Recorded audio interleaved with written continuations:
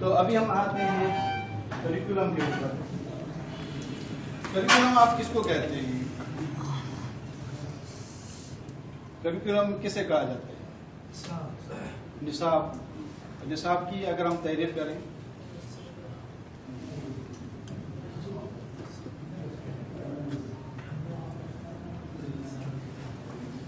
مثال کے طور پر جو ڈکشنری میں جو بیان کی گئی ہے وہ بتائی گئی ہے کہ all of the courses collectively offered in school college, یا کسی بھی ادارے کالج کے اندر جو کورس مرتب کیے گئے ہیں وہ نصاب ہے. ٹھیک ہے.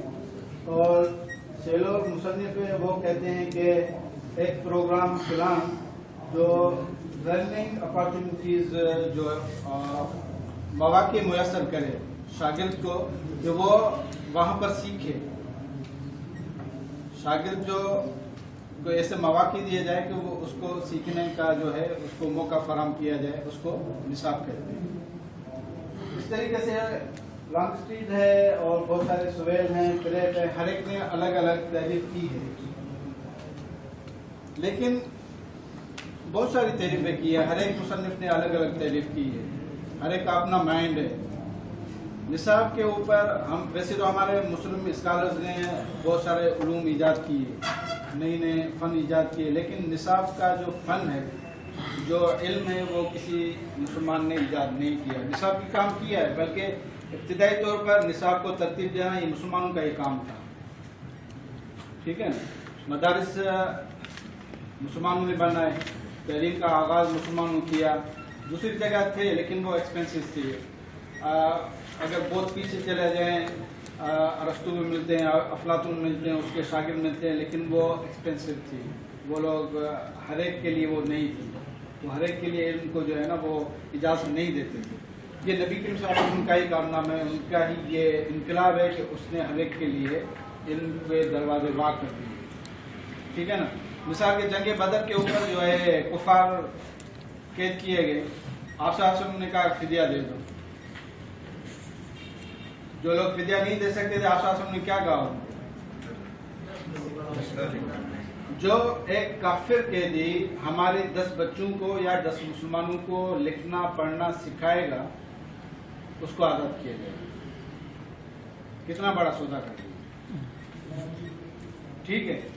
یہاں سے آغاز کیا ہے، دار ارقم سے آغاز کیا ہے، اور یونیورسٹی جو بنائی ہے مدینہ یونیورسٹی کے اندر، جو اپنے شاگرد پیدا کے انہوں نے آگے چل کے پوری دنیا کے اندر علوم بنائے اور ان کو پھیلایا ہے. قرآن پھیلایا ہے، حدیث پھیلایا ہے، حدیث کے بعد پھر علوم پیدا ہوتے گئے ان سے. پھر اصول حدیث آیا، پھر فقہ آئی، پھر اصول فقہ آیا.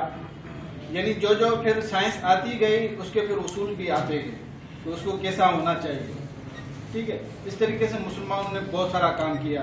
پھر ہارون رشید کے دور کے اندر جو ہے نا وہ یونان کا سارا لٹریچر جو ہے وہ کنورٹ ہوا ہے. کہتے ہیں کہ انہوں نے علماء کو کہا کہ آپ کتاب ترجمہ کرو، اس کتاب کا جتنا وزن ہوگا اتنا سونا دیا جائے گا. ٹھیک ہے.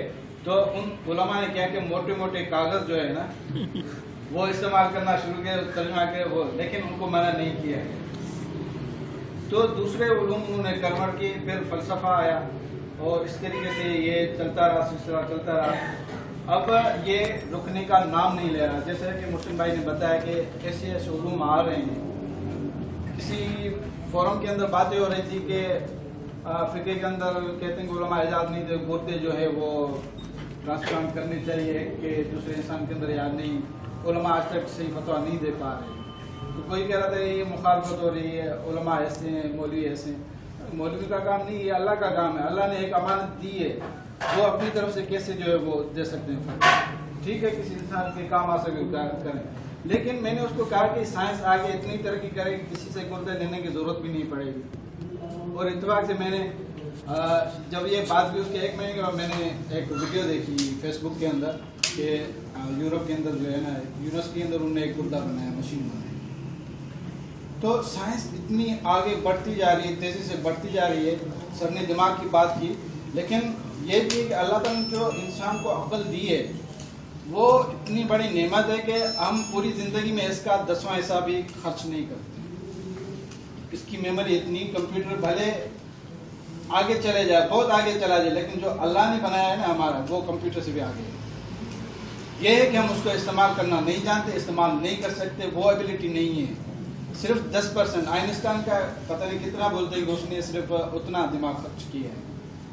تو اللہ تعالیٰ نے ہمیں اتنی پھر ہمیں سمجھ میں نہیں آتا کہ یہ پھر جو ہے اللہ تعالیٰ نے اتنی میموری دی ہے، اتنا دماغ دیا ہے، تو اس کو وہ طاقت کیوں نہیں دی ہے؟ وہ طاقت ہو سکتا ہے اللہ تعالیٰ آخرت میں دے دے، کیونکہ آخرت میں جب اللہ تعالیٰ کہے گا تم نے یہ کیا، ہمیں 2-3 دن پہلے کا کھانا یاد نہیں ہے، لمحے یاد نہیں ہے، لیکن قیامت کے دن ایک ایک لمحے کا ہمیں پتہ چل جائے گا کہ ہم نے یہ اس طریقے سے زندگی بسر کی ہے۔ تو یہ دماغ وہی شفٹ ہوگا، یہ میموری جو اللہ تعالیٰ نے دی ہے۔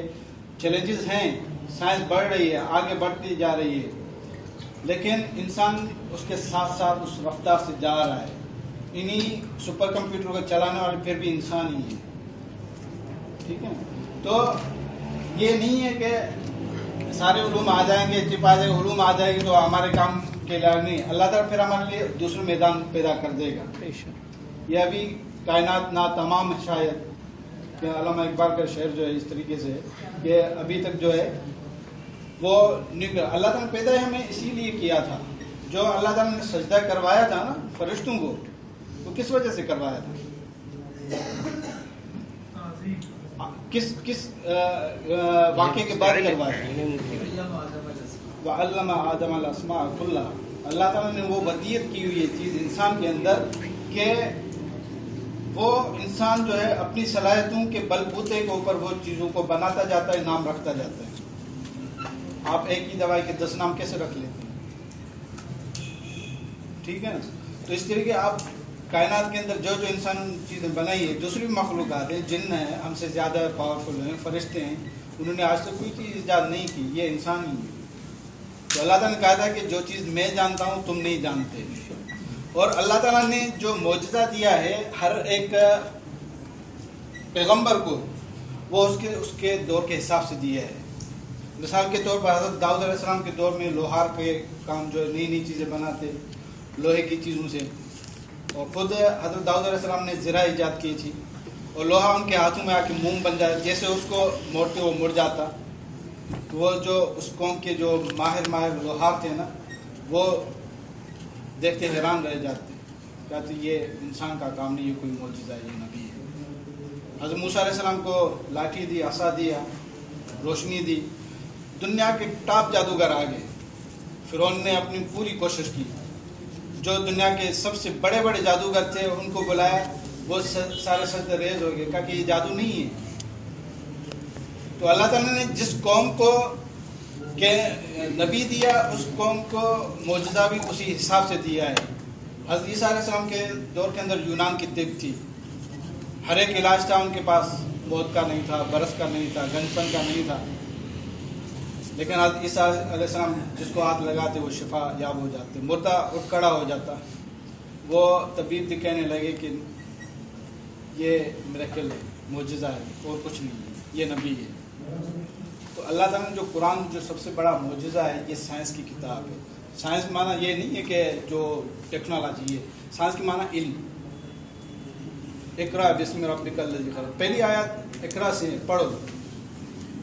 اور اللہ تعالیٰ نے فرمایا کہ یہ آیت دی ہوئی ہے، قل هل يستوي الذین یعلمون والذین لا یعلمون، کیا جو اہل علم ہیں اور جو لا علم ہیں وہ برابر ہو سکتے ہیں؟ نہیں ہو سکتے۔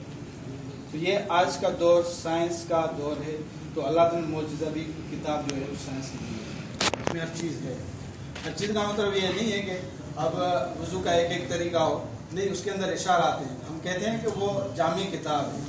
جامع کا مطلب یہ ہے کہ ایک کوڈ ہوتا ہے، کوڈ کو کھول کے آپ اس کے اندر بہت سارے اور چیزیں بنا سکتے ہیں، تو وہ ایک کوڈ ہے۔ قرآن مجید ایک ایسا کوڈ ہے جس سے ہر جو ہے نا، وہاں موجود لکھا ہے کہ یہ ہر قفل کی چابی ہے، اس سے آپ ہر چیز کھول سکتے ہیں، ٹھیک ہے۔ تو اللہ تعالیٰ نے معجزہ بھی قرآن مجید کو اس لیے قرار دیا ہے کہ اس کے اندر علم دیا ہے، سائنس دی ہے اللہ تعالیٰ، ٹھیک ہے۔ آگے چلتے ہیں۔ تو کیلکولم بھی ایک ایسی سائنس ہے جس کی وجہ سے ہمیں پتہ چلتا ہے کہ ہم نصاب کیسے بنائیں۔ نصاب بنانا تو ٹھیک ہے، لیکن اس کے اصول کیسے ہونا چاہیے۔ تو اس کا جو بانی ہے وہ امریکہ کا ایک پروفیسر تھا، ٹیلر، اس نے جو ہے اس کے اصول دیے. اچھا یہاں پہ ایک اور سوال کرتا ہے. نصاب تو ہم نے شروع سے بنانا شروع کیے, فقہ یہ کتاب ہے, بغداد کا بھی نصاب تھا یا پھر درس نظامی بھی ہے, لیکن آپ کو پتہ ہے کہ مدرسہ بھی ہم نے بنائے. یونیورسٹی سب سے پہلے کس نے بنائی؟ جی نہیں, جامعۃ الازہر بہت بعد میں بنی.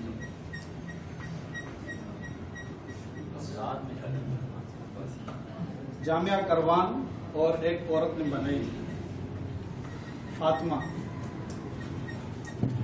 مسلمان تھی اور دنیا میں سب سے پہلی یونیورسٹی اس نے بنائی, جامعہ کروان, سامنے موراکو ابھی تک موجود ہے, موراکو آثار موجود ہے. تو سب سے پہلی یونیورسٹی, اور یونیورسٹی کا جو ترجمہ ہے وہ جامعہ کا ہے. اصل میں وہ ہم جو ہمارا نظام تھا مسجد سے ہمارا نظام منسلک تھا. جو بڑی بڑی جامع مسجدیں ہوتی تھی وہیں پر علماء بیٹھتے تھے, وہیں پر اپنے شاگرد کو درس و تدریس کرتے تھے. تو جہاں پر بڑی کلاسیں ہوتی تھیں وہ جامعہ میں ہوتی تھی, تو اس وجہ سے اس کو جامعہ کہا جاتا ہے, جامع مسجد. تو جامعہ کا جو ترجمہ کیا گیا وہ یونیورسٹی کیا گیا. جو دستار بندی ہے جو مدارس کے اندر کی ہے وہی یونیورسٹی کے اندر ہے. جب گریجویشن ہوتی ہے تو اس کو جو ہے وہ باقاعدہ اجازت دی جاتی ہے. ہم کہتے ہیں نا استاد نے اجازت دی ہے, بخاری میں لکھواتے ہیں استاد سے اجازت دے, تو ادھر بھی اس کو وہ جو وائس چانسلر رکھے گیا وہ اس کو اجازت دیتا ہے کہ ہم آپ کو ڈگری دے رہے ہیں, آپ کو ابھی اجازت ہے اپنی پروفیشنل فیلڈ میں آپ جا سکتے ہیں. طریقہ کار ہوئی ہے, لیکن اس کے اندر جو ہے نئی چیزیں لائی گئی ہیں. سر ایک سوال ہے, یونیورسٹیز کے اندر جو اسلامیات کی فیکلٹیز ہیں کیا وہ مدارس کے زمرے میں نہیں آتی ہیں دینی علوم کے حوالے سے؟ اصل میں یہ تقسیم ہے, لیکن فرق یہ ہے کہ وہاں پر جو پڑھایا جاتا ہے آپ اگر وہاں پڑھنے جائیں تو وہ آپ کے لیے ریفریش کورس ہے, اس سے زیادہ کچھ نہیں. ٹھیک ہے نا, جو ہم مدرسے کے اندر پڑھ جائیں اس سے بہت آگے ہم پڑھ چکے ہوتے ہیں. جو یونیورسٹیز کے اندر جو پڑھائی جاتی ہیں نا کورس پڑھائے جاتے ہیں وہ آپ کے لیے کچھ بھی نہیں ہے, وہ ریفریش کورس ہوتا ہے آپ کے لیے, صرف ڈگری حاصل کرنے کے لیے آپ امتحان دیتے ہیں. کیونکہ ایکسیپٹیبل وہی ڈگری ہے اس لیے ہماری ضرورت ہے تو ہم یونیورسٹی جاتے ہیں وہ ڈگری لینے کے لیے اور امتحان دیتے ہیں. میں نے ایم اے کے جتنے پیپر دیے بغیر تیاری کے دیے تھے. ریفریش کورس ہے, مدرسے میں پڑھنے کے بعد کوئی عادت ہی نہیں ہے کہ ہم یونیورسٹی کے کورس کو اٹھا کے اس کو پڑھنا شروع کرتے ہیں. الحمدللہ ہمارا نظام جو ہے وہ اتنا برا نہیں ہے, ٹھیک ہے نا, بہت مضبوط ہے اور بہت جامع قسم کا ہمارا جو نظام ہے. لیکن اس کے اندر صرف یہ بات ہے کہ ہمیں زمانے کی رفتار سے چلنا ہے. زمانہ بہت تیزی سے آگے جا رہا ہے, ہمیں سوچنا چاہیے کہ ہم اپنے بچوں کو اور معاشرے کی ذمہ داری کا احساس کرتے ہیں کہ ہم اپنے بچوں کو دوسرے فیلڈ کے اندر بھی لانا شروع کر دیں, کیونکہ ضرورت ہے.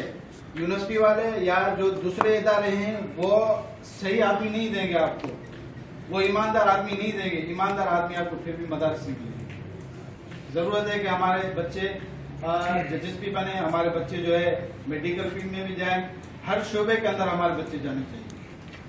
پھر جا کے معاشرہ سدھرے گا, اس کے اندر اصلاح آئے گی جب خدا خوف لوگ جو ہے نا ادھر جانا شروع کریں گے. ورنہ پھر یہ معاشرہ ایسے ہی چلے گا, ہم مسجدیں اور صرف مدارس سنبھالے بیٹھے ہوں گے اور پورا کا پورا معاشرہ جہاں کام کرنے دے وہ ہم ان کے حوالے کر دیں گے. ٹھیک ہے, تو میرے صرف یہی ایک درخواست. تو ٹیلر نے جو نصاب بنانے کے صرف چار اصول دیے ہیں. سب سے پہلے نصاب کے بنانے کے لیے کہ اس کے اندر فلسفی موجود ہو, نظریہ موجود ہو. بغیر نظریے کے آپ نصاب جو نہیں پڑھا سکتے. کوئی آپ کو مقصد دینا ہوگا, زندگی کا کوئی مقصد دینا ہوگا, ایک فلسفی دینی ہوگی. تو ہمیں سوچنا چاہیے کہ مدارس کے گریجویٹ کو ہم جو فلسفہ دیں وہ کیا دیں ایجوکیشن کا. ٹھیک ہے نا, صرف اس میں قرآن حدیث بات نہیں, پورے نظام کی تعلیم کی بات ہے. دوسرے نمبر پہ یہ ہے کہ جو تجربات ہیں ان کو اکٹھا کیا جائے. تجربات کیا ہیں؟ ایکسپیرینس سر بھی شیئر کر رہے ہیں, میں بھی شیئر کر رہا ہوں. ہمارے تجربات یہ بتا رہے ہیں کہ مدارس کے بہت اچھے عالم پیدا ہوتے ہیں. ٹھیک ہے نا, ہم ان کے سامنے طفل ہیں, بچے ہیں, ان کی نالج میں بہت بڑی ہے, قرآن حدیث کی بڑی ہے. ٹھیک ہے, لیکن ہمارے تجربات یہ اب کہہ رہے ہیں کہ ہمیں ایسے لوگوں کی ضرورت ہے، ایسے ہی لوگ جو متقی بھی ہوں، قرآن پڑھنے والے ہوں، حدیث پڑھنے والے ہوں، دوسری فیلڈ کے اندر آنا شروع کر دیں. ہمیں افراد کار کی ضرورت ہے، وہاں سے افراد ہمیں ملنا شروع ہو تاکہ ہم معاشرے کی اصلاح کر سکیں. تو میں اور محسن بھائی کی نظریں مدارس کے اوپر ہیں، اس لیے تنقید کے لیے نہیں، ہم کہہ رہے ہیں کہ آپ ہمارے لیے، ہمارے معاشرے کے لیے، خدا معاشرے کے لیے سوچو. معاشرے میں ابھی دوسری جگہ بھی آپ کی ضرورت ہے. تو معاشرے میں متقی لوگ لائیں اور ایسے لوگ لائیں جو عالم بھی ہو، ڈاکٹر بھی ہو، انجینئر بھی ہو، جج بھی ہو، وکیل بھی ہو. ہر شعبے کے اندر ایسے افراد دینا شروع کر دیں معاشرے کو تاکہ معاشرے کی اصلاح ہو. ٹھیک ہے، وہ تجربات اکٹھا کرنے ہیں. آرگنائزیشن آف لرننگ ایکسپیرینس، اس کو آرگنائز کیسے کیا